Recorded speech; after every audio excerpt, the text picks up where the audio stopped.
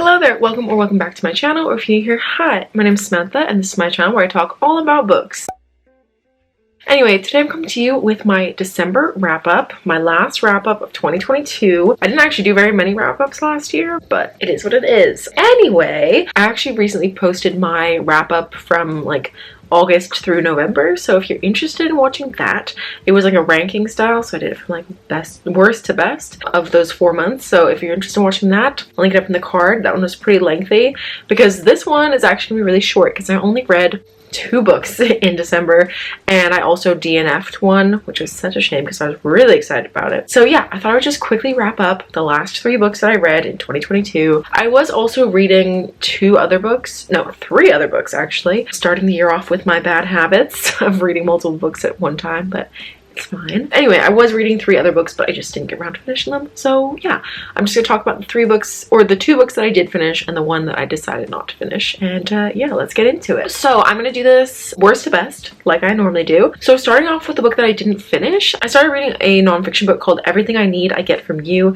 How Fangirls Created the Internet as We Know It. This is a book by Caitlin Tiffany. It was a 2022 release, and I was very excited for it because I used to consider myself a fangirl. I don't really consider myself that much anymore. Like, I used to be like, you know, like wrote fan fiction, like, you know, wanted to know all about people's lives. Like, I was that kind of fangirl, and like not just for boy bands but like for YouTubers as well. And I would like watch all of their videos, and like when I just discovered a new channel, I would go back and like watch all of the videos they'd ever made and stuff like that. Anyway, I was that type of fangirl basically, and I was a One Direction fangirl at one point for a brief period of time, and then I completely switched gears and realized that the reason I was such a fangirl for them was because like my friendship group were big fans of them, and so then I like felt the pressure to like them, and then eventually I realized actually I don't really care for any of them. I basically was like anti One Direction for a really long time. And then in 2019, Harry Styles was on a talk show here in the UK, and he performed, and I was like, oh my god, I love you. And I'd say he's now my favorite artist. So bit of an interesting backstory with One Direction. And you might be thinking, Samantha, why are you talking about One Direction? Who cares? Because that's all this book was about. And I was so mad because literally in the introduction, the author goes on about how this is not a book about One Direction at all. This is not about One Direction. And then proceeded to just go on and on about One Direction and One Direction fans. And I just felt like we weren't getting to the point, because it's supposed to be about how fangirls created the internet as we know it. And I was really interested about that, like the impact of fans, specifically fangirls, the impact that they had on internet.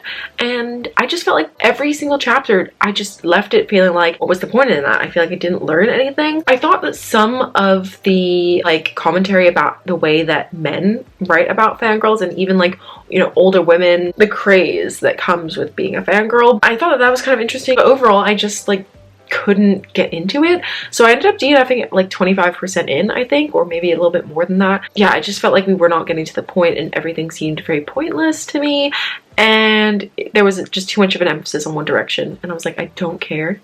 I really don't. I may love Harry Styles, but I just don't care. I love Harry Styles in that like I love his music, and he seems like such a sweet person when I watch like some interviews of him or whatever, but I don't actively seek out information about him, you know? Like it will come up in my reels or something like that. Like I'm not the way I used to be. Not that there's anything wrong with that at all. Moving on, the next book that I read was 10 Blind Dates by Ashley Elston. This is a young adult contemporary book set around Christmas time, and it basically follows our main character Sophie, who breaks up with her boyfriend at the beginning of the book because she overhears him saying that he wants a little bit of a break from her, and obviously she's really offended by this. And one of the things he specifically says is that she's boring. Anyway, Sophie is about to go spend Christmas with her grandparents, and she has this really big extended family with loads of cousins, and she happens to have some cousins around her age. And so yeah, she goes to stay with her family and sort of reconnect with her cousins who she used to be really close with. And in doing so, she's also completely heartbroken from this breakup, even though her boyfriend sounds like a dick, but it's neither here nor there.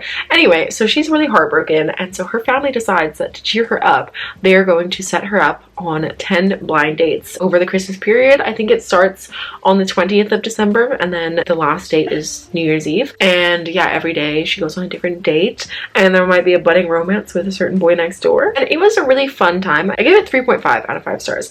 I enjoyed it. I thought it was fun. I liked the big family aspect. I will say though that it didn't feel that festive to me, which was kind of what I wanted out of it, but in a way I think that's also good, because I was thinking about it, and like the thing about Christmas books is that there's such a small window of time where you actually want to read that, so it's sort of a niche subgenre, and you are taking a bit of a risk doing a Christmas book because people aren't going to pick it up the rest of the year, you know? So I kind of get like not making it super festive, but also that's kind of what I wanted, like just a little bit more Christmas in it. It did have Christmassy aspects, of course, but yeah, I don't know. That was lacking a little bit for me. And then also there was a subplot of her sister having a very difficult pregnancy, and that whole bit I was just like not particularly interested, and I'm not gonna lie, pregnancy freaks me out a little bit sometimes, so I didn't really like to read about it that much. And yeah, it was just like didn't love that bit so much, but yeah, I enjoyed it overall. I gave it 3.5. It was a fun time mostly. And then the last book I'm going to talk about is my highest rated book of the month, obviously. I listened to the audiobook for The Box in the Woods by Maureen Johnson. That's the 4th book in the Truly Devious series, and I freaking loved it. This one was my favorite one so far. If you don't know what Truly Devious is about, it basically follows our main character, Stevie Bell, who wants to be a detective, and she's particularly interested in this one case called the like Ellingham case,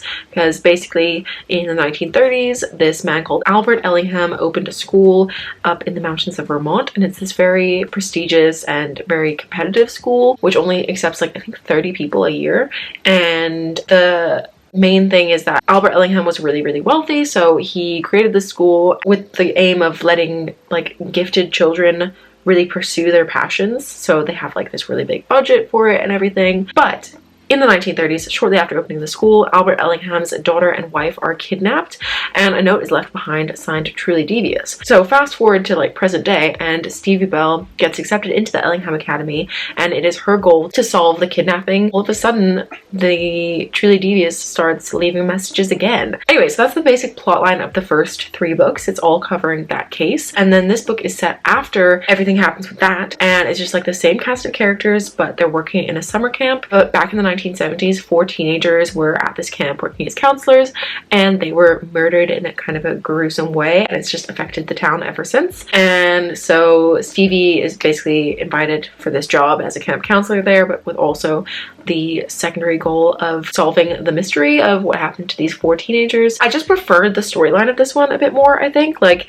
by the end of the first 3 books, I was kind of done with all of the Ellingham stuff, but I loved this one, and I'm really enjoying the most recent one, 9 Liars, which is set in London, and similar setup to The Box in the Woods. It's like the same characters, but they're now outside of school. Anyway, and I'm really enjoying it. I love this series. It's so much fun. I'm so sad that I slept on it for such a long time, but I'm glad that I started it when I did, and then I've been able to start 9 Liars like I think I started it 2 days after it came out, so it's nice to be reading like a brand new release for once, because I feel like I haven't been very good at keeping up with those. Anyway, so those are the 3 books that I kind of read in December. Please let me know what books you read down below last month. I would love to know, and let me know what your favorite book was that you read last year. But that is all I have for this video, so I'll see you very soon with another one. Bye!